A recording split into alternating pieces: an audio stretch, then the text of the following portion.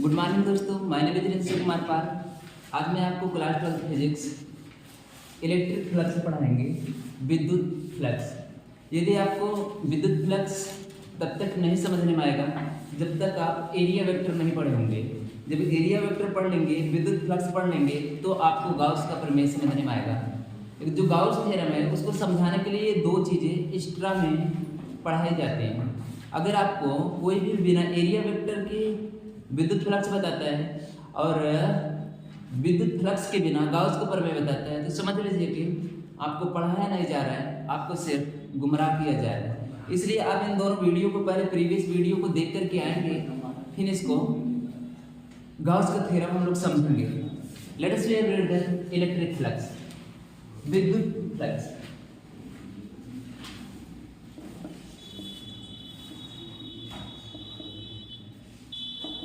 Electric flux,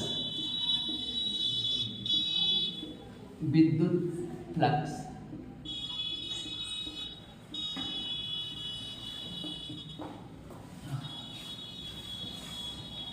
यहां से देख बेटा, कल जो हम बताए थे आपको एरिया वेक्टर, इधर देख बेटा, नहीं तो रट के जो बताया ना, पता नहीं किसकी माप, वैसे फिर बताएंगे, माप फिर समझेंगे नहीं आएगा। ठीक है, इधर देखिए, अगर मान लीजिए मेरे पास कोई एक सरफेस एरिया है, ठीक है, मेरे पास कोई एक सरफेस एरिया है, ठीक है। आप ईमानदारी से बताएंगे इसका एरिया वेक्टर किस डायरेक्शन में होगा। एरिया वेक्टर हाँ, या तो इधर होगा, ये वाला है कैसे, ऐसे है ना, ऐसे कागज का एक पन्ना ले लीजिए, तो इधर बाहर की तरफ जो है एक एरिया वेक्टर इस डायरेक्शन में होगा, एक एरिया वेक्टर इस डायरेक्शन में होगा। दो डायरेक्शन में इसके एरिया वेक्टर होंगे, ठीक है। अच्छा, एरिया वेक्टर हमेशा कैसे होता है, सरफेस के लंबवत, सरफेस के परपेंडिकुलर होता है, ठीक है। ये हमारा सरफेस है, सरफेस के परपेंडिकुलर होता है, ठीक है।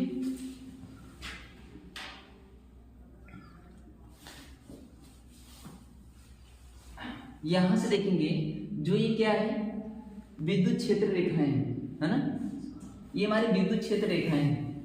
अच्छा, तो ये विद्युत क्षेत्र रेखाओं, तो ये डिफाइन है विद्युत फ्लक्स, किस तरह से डिफाइन किया गया है और ये आया कहां से। कहते हैं यदि ये जो एरिया है इसको हम एक मान लें, है ना। जब एरिया एक मान लेते हैं तो यहां से हम लिखते हैं एकांक क्षेत्रफल के, एकांक क्षेत्रफल के अभिलंबवत। चलिए लिख लेते हैं, यहां से फिर समझाते हैं आपको। एकांक क्षेत्रफल के, एकांक क्षेत्रफल के अभिलंबवत बोलते चाहे लंबवत बोलते, है ना। इंग्लिश में तो एक ही होता है, परपेंडिकुलर। एकांक क्षेत्रफल के अभिलंबवत गुजरने वाले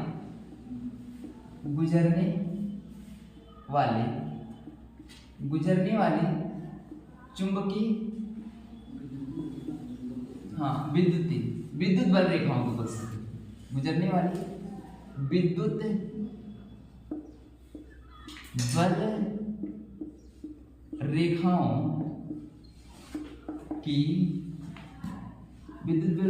की कुल संख्या को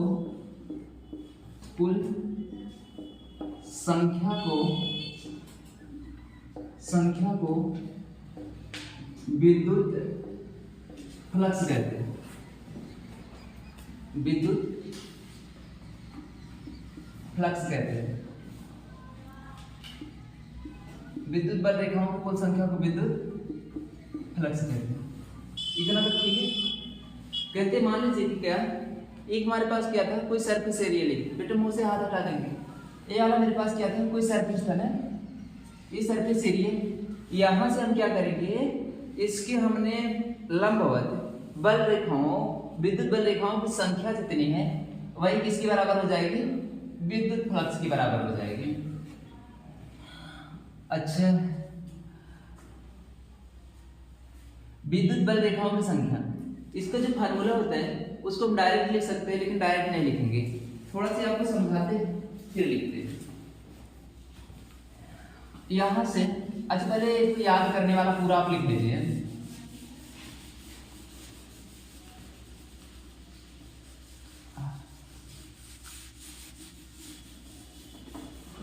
और इसका जो संकेत होता है ना, कहते हैं इसका जो संकेत होता है वो क्या होता है, किसी को पता है? इसको फाई से डिनोट करते हैं। विद्युत फ्लक्स रहेगा, फाई ई लिखेंगे,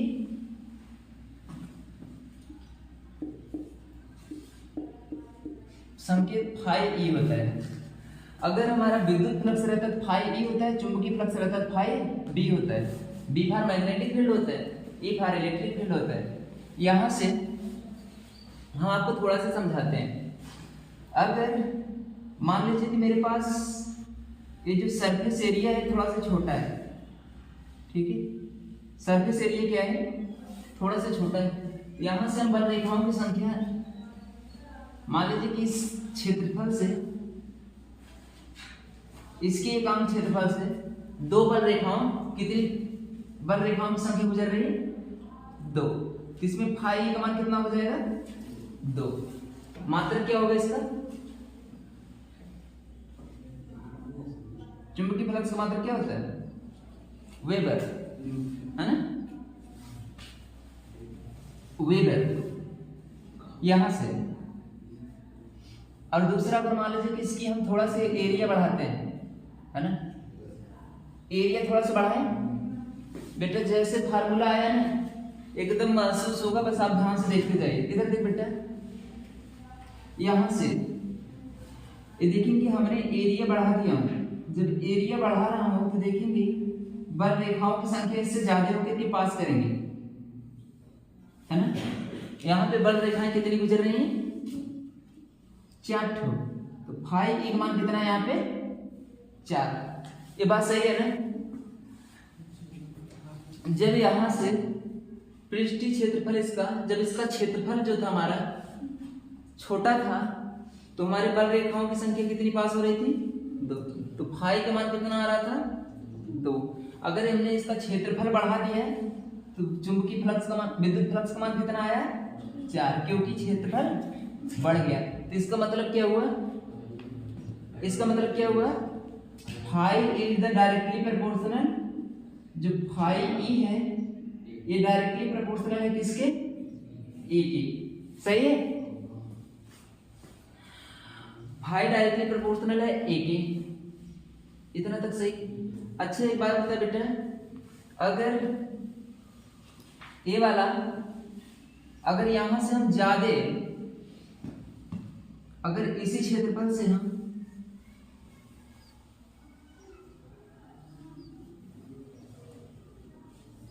बहुत सारी बल रेखाओं की संख्या निकालते हैं, है ना, चुंबकीय बल रेखाओं की कुल संख्या को कहते हैं ना। यहां से अगर बल रेखाएं जो है पास पास से होकर के गई तो यहाँ पे क्या हो जाएगा, फाई का मान ज्यादा हो जाएगा, क्योंकि ये जो ई है ये क्या है, ई है। जो रेखा दिखाई दे रहा है क्या है, ये विद्युत बल रेखाएं हैं। विद्युत बल रेखाओं से क्या बनता है, विद्युत क्षेत्र बनता है। विद्युत क्षेत्र से क्या बनता है, विद्युत क्षेत्र की तीव्रता बनती है ना। और विद्युत क्षेत्र की तीव्रता से क्या बनता है, हमारा फाई बनता है, ठीक है। तो यहाँ से यदि ये बल रेखाएं हैं, विद्युत बल रेखाएं हैं, विद्युत बल रेखाओं की संख्या बढ़ाएंगे तो यहाँ पे फाई का मान बढ़ जाएगा कि नहीं बढ़ जाएगा, बढ़ जाएगा। अच्छा तो यहाँ पे कितना हो जाएगा, 3 3 6 हो गया। अगर मान लीजिए कि यहाँ से भी हम यहाँ पे देखें, है ना, यहाँ पे भी डेंसिटी बढ़ा दें, तीव्रता बढ़ा देना। तीव्रता कैसे बढ़ेगी, डेंसिटी बढ़ेगी। तो यहाँ से फाई ई का मान कितना हो जाएगा, 2 2 4 2 6 2 8 है 9। तो यहाँ से मतलब जब इंटेंसिटी बढ़ा है तो यहाँ पे 6 हुआ, यहाँ पर भी बढ़ा है तो यहाँ पर 9 हुआ। तो इसका मतलब ये जो फाई है ई के भी डायरेक्टली, फाई ई जो है ये हमारा ई के भी डायरेक्टली प्रोपोर्शनल में है, ठीक है। फाई ए के भी डायरेक्टली प्रोपोर्शनल में है। तो यहां से जब समीकरण 1 एवं 2 से देखेंगे, ध्यान से देख बेटा, समीकरण 1 एवं 2 से, जब यहां हम समीकरण 1 एवं 2 से देखेंगे, आपके बुक में डायरेक्ट लिख देता है 1 एवं 2 से। जब समीकरण ए की हम 2 से देखेंगे तो यहाँ से देखेंगे फाई ये दोनों में है, तो इसको हम कॉमन ले लेंगे, डायरेक्टली प्रोपोर्शनल दोनों में है, ये भी कॉमन हो जाएगा। तो यहाँ से क्या हो जाएगा ई ए, है ना, ई ए हो गया। अच्छा, जब प्रोपोर्शनलिटी हटाएंगे तो एक कांस्टेंट लगाते हैं जिसका नाम क्या होता है ए। ठीक है, कि और जो ये हमारा के होता है इसकी वैल्यू हम 1 ले लेते हैं, तो फाई ए का मान कितना हो जाएगा ई ए। ठीक है, ई ए हो गया, ये हमारा फार्मूला बन जाता है फाई इक्वल टू ई ए। अगर मान लीजिए कि कुछ नोट करेंगी, मिटा दे बेटा, वीडियो देख देख करके धीरे धीरे नोट्स बना लेना एक बार, हैं? चलिए अच्छे नोट कर लीजिए, नोट कर लो जल्दी से। 11 यहाँ से देखिए संकेत हमारा ये हो जाएगा, सूत्र लिखेंगे, सूत्र होता है फाई बराबर वेक्टर ई डॉट वेक्टर, है ना। यहाँ से जब डॉट को हटाते हैं तो हम क्या लिखते हैं, किसी को पता है? जब डॉट हटाते हैं तो क्या लिखते हैं cos थीटा, ई ए cos थीटा।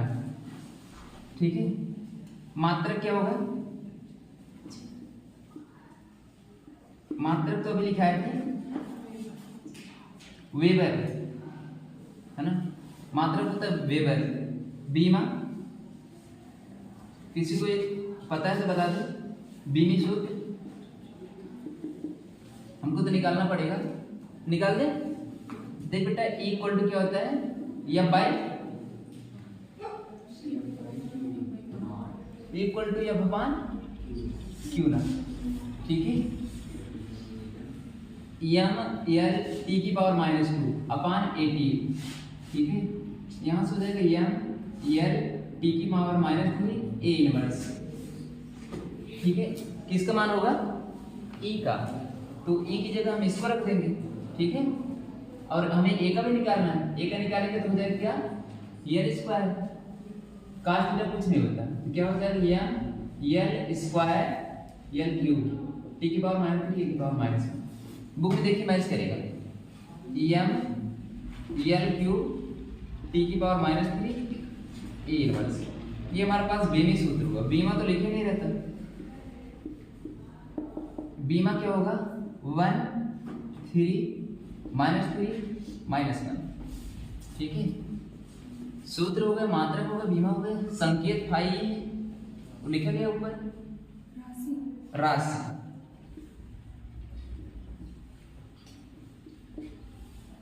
चुंबकीय फ्लक्स कौन सी राशि बेटा, वीडियो चल रहा है?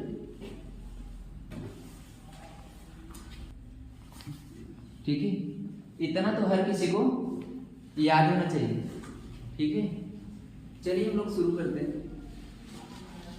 कुछ क्वेश्चन करते हैं, फिर आपको पता चलेगा क्या होता है फ्लक्स।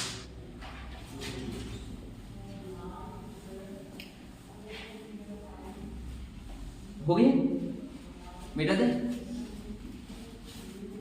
सबका हो गया।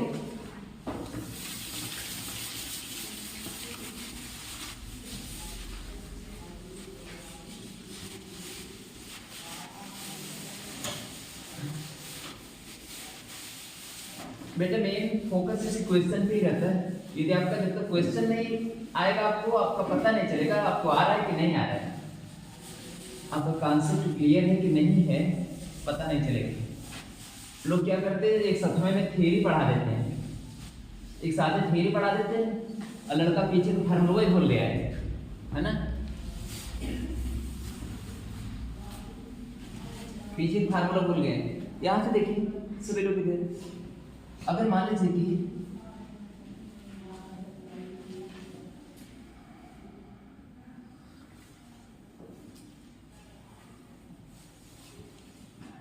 यहाँ पर मेरे पास एक क्या है, स्क्वायर है, एक वर्ग है, ठीक है, एक वर्ग है। और यहाँ पे क्या है, एक समान विद्युत क्षेत्र है। विद्युत क्षेत्र क्या है, एक समान, हर एक जगह, ठीक है। एक समान विद्युत क्षेत्र में क्या रखा गया है, हमारे एक वर्ग रखा गया है जिसकी भुजा कितनी है, A B C D, B तो और है हमेशा, भुजा कितनी है, ए ए ए ए, ठीक है। तो अगर हम कहें कि इसका फ्लक्स का मान बताओ, इसकी विद्युत फ्लक्स का मान बताओ, तो फार्मूला क्या होता है, phi equal to E dot A, ठीक है। ये वाला कैसे बेटा, ये वाला जो हमारा ना एक समान विद्युत क्षेत्र है, एक समान विद्युत क्षेत्र को इंग्लिश में क्या कहते हैं, यूनिफॉर्म एक समान विद्युत क्षेत्र, electric field, uniform electric field है ना, एक समान विद्युत क्षेत्र है। अगर ये मान घटे बढ़ेगा तो हम इंटीग्रेट करेंगे, ठीक है, इंटीग्रेट बताए थे, नहीं आता कोई दिक्कत नहीं। यहाँ से देख बेटा, ई का मान क्या है, यूनिफॉर्म, यूनिफॉर्म मतलब क्या होता है, एक समान, एक समान मतलब क्या होता है, जो न बदले, जो न बदले मतलब फिक्स रहेगा, तो ये रहेगा, है ना। अब ए बता बेटा किधर रहेगा,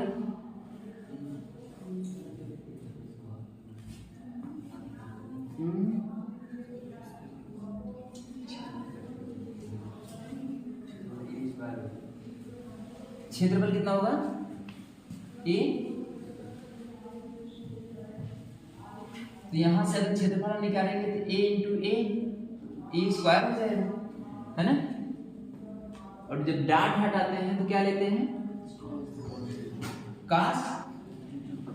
अब थीटा क्या ले,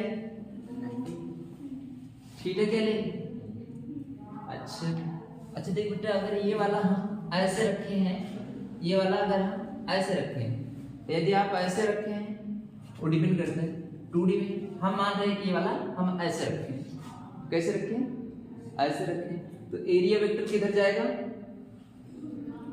इधर ही जाएगा ना। जब एरिया वेक्टर इधर ही जाएगा तो हमारा एरिया वेक्टर का डायरेक्शन किधर होगा, इसे हम क्या कर देंगे, ए, ठीक है। और विद्युत क्षेत्र की दिशा किधर है, सेम डायरेक्शन में। जब सेम डायरेक्शन में होगा तो क्या होगा, क्या चीज, थीटा कितना हो जाएगा, 0। जब थीटा 0 हो जाएगा तो cos 0 कितना होता है, ई ए स्क्वायर, तो फाई ई का मान कितना आ गया, ई ए स्क्वायर वेबर। ये थोड़ा बहुत पहले पढ़ा है, चलिए एक दूसरा देते हैं आप लोग करें। मान लीजिए कि क्वेश्चन है यहां से मेरे पास, एक क्वेश्चन है,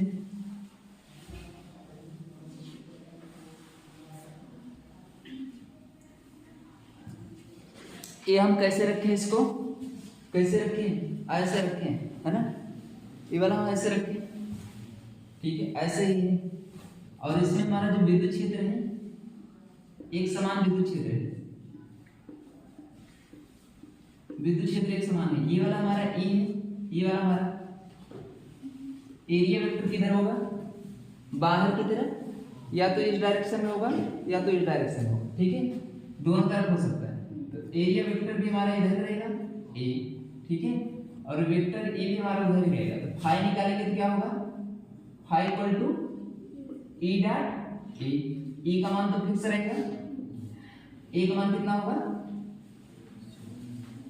पाई आर स्क्वायर, डाट हटाते हैं तो पास लेते हैं, थीटा कितना होगा, 0 हो जाएगा। इतना तक ठीक है। cos 0 कितना होता है, 1 हो जाएगा, तो e into pi R square, तो फाई e का मान कितना आ गया, e into pi R square.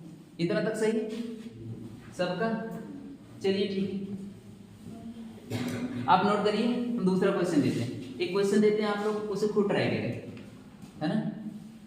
मान लीजिए कि फिर से मेरे पास यहाँ से एक सिलेंडर है, क्या है, एक सिलेंडर है। बेटे समझाने के लिए अगर आप एनसीईआरटी से करेंगे ना, ये इतना ज़्यादा एक्सपीरियंस हो चुका है तो सवाल ऐसे बिना देखे देखे हो जा रहे हैं, है ना, कि बहुत कम समय में आपको बहुत ज़्यादा कवर करा देंगे। हाँ, तो आप लोगों से भी गुजारिश है कि चैनल को सब्सक्राइब कर लें। आपको बहुत कम समय में, यदि आप सवाल को पढ़ते तो उसके बाद सवाल लगाएंगे, कॉन्सेप्ट बूस्ट करेंगे, बहुत समय लग जाएगा। समय बचाने के लिए ही गुरु की जरूरत पड़ती है। चलिए हम आपको सिखाते रहेंगे। यहाँ से मान लीजिए मेरे पास क्या है, एक सिलेंडर है, ठीक है, क्या है मेरे पास, एक सिलेंडर, एक सिलेंडर है, एक समान विद्युत क्षेत्र हमारा इसी डायरेक्शन में है, ठीक है, एक समान है। यहाँ पे देखिए कम ज्यादा हो गया, तो आपको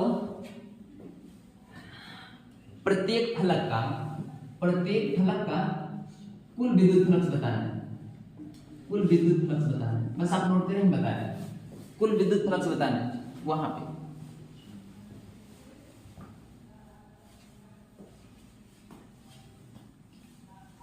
नोट हो गए, जल्दी नोट कर बेटे।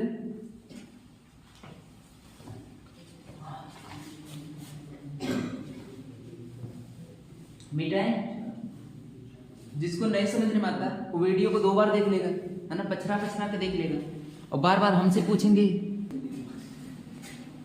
अच्छा देखिए, यहां से इधर देखिए, इसमें कितने क्षेत्रफल बन रहे हैं, 3 बन रहे हैं बेटा। एक तो ये कर्व सर्फेस बन रहा है जो गोला है, एक ये आधार का क्षेत्रफल ये वाला है, ये वाला भी आधार का क्षेत्रफल, ठीक है, मतलब एक वृत्ताकार क्षेत्रफल है, ये वाला वृत्ताकार क्षेत्रफल है, ठीक है। अच्छा, इसको अगर आप फलक 1 मान लेते हैं, इसको आप फलक 2 मान लेते हैं, इसको टाइम ज्यादा हो गया, ये कितना मान रहे हैं, फलक 3 मान लेते हैं, ठीक है, 3 फलक मान ले रहे हैं। तो हमको बताएंगे कि यहाँ पे एरिया वेक्टर फलक 1 के लिए, फलक से नहीं है वो, क्या है, फलक मतलब पट्टल है ना, फलक 1 के लिए, फ्लक्स φE1 बता बेटा कितना होगा, इधर बताएं एरिया वेक्टर वीडियो आने, हाँ बोल बेटा, यहाँ बताना तो पड़ेगा एरिया वेक्टर किधर होगा, कल तो वीडियो नहीं देखा कोई, हमने बोला था सरफेस से बाहर की तरफ, सरफेस कौन है, ऐसे रखा है ना सिलेंडर, तो बताइए किधर होगा, बाहर की तरफ, सही है ना, सरफेस एरिया हमारा बाहर की तरफ हो जाएगा, ये सही है, यहां से हमारा क्या हो जाएगा, ये ए हो जाएगा। अच्छा, विद्युत क्षेत्र की दिशा किधर है, इस डायरेक्शन है ना, थीटा कितना होगा, 180, तो यहां से हम लिख देंगे यूनिफॉर्म इलेक्ट्रिक फील्ड है E dot A into cos 180, cos 180 कितना होता है, -1, कितना हो जाएगा A का मान कितना होता है, आधार का क्षेत्रफल कितना होता है, बेलन के आधार का क्षेत्रफल कक्षा 10 में नहीं पढ़ा थे, बेलन के आधार का क्षेत्रफल, शंकु का आधार का क्षेत्रफल सब सेम ही होता है, वही क्षेत्रफल होता है जो वृत्त का क्षेत्रफल होता है, कितना होता है, पाई आर स्क्वायर, तो इसका आंसर क्या हो जाएगा, E into pi R square, φE1, ठीक है, φE1 आ गया। इसी तरह से φE2 देखिए, φE2 क्या लिखेंगे, E तो सेम रहेगा, एक मान क्या आएगा बताओ, पाई आर cos थीटा, थीटा कितना होगा, 0, क्यों, देखिए क्या एरिया वेक्टर सरफेस से बाहर की तरफ लंबवत होगा, सरफेस ऐसे है, लंबवत ऐसे ही रहेगा बाहर की तरफ, ये एरिया वेक्टर है। यही कल हम कितना लोचा किए थे, आप लोग देखे नहीं, 10 लोग देखे हैं, इससे 10 लोग से ज्यादा क्लास में बैठे है ना, कम से कम 25 लोगों को तो देखना चाहिए था, मंगाए थे नहीं आया, ठीक है, शाबाश। E into pi R square. ये बेटा इतना तक सही है ना? अच्छा ई cos 0 कितना होता है 1, फाई e2 कितना होगा e इंटू पाई स्क्वायर। तो ठीक इसी तरह से आप बताएंगे फाई e3 कितना आएगा e डॉट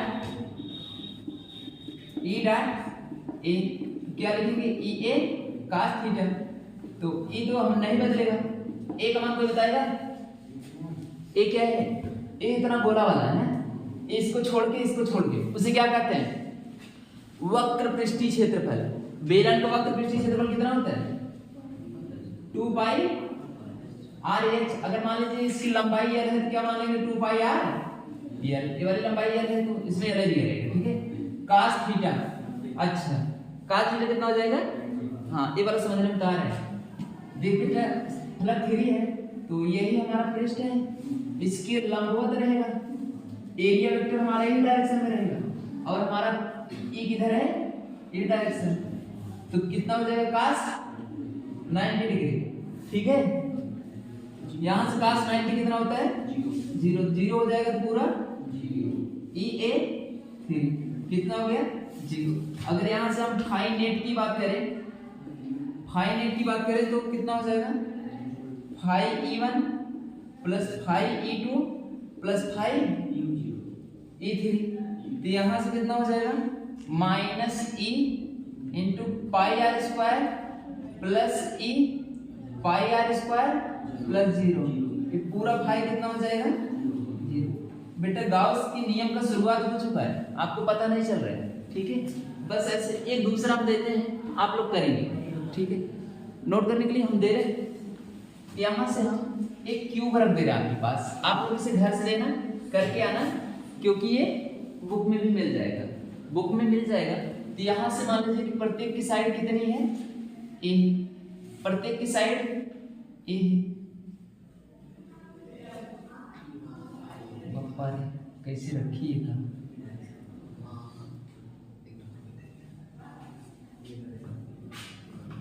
ठीक है।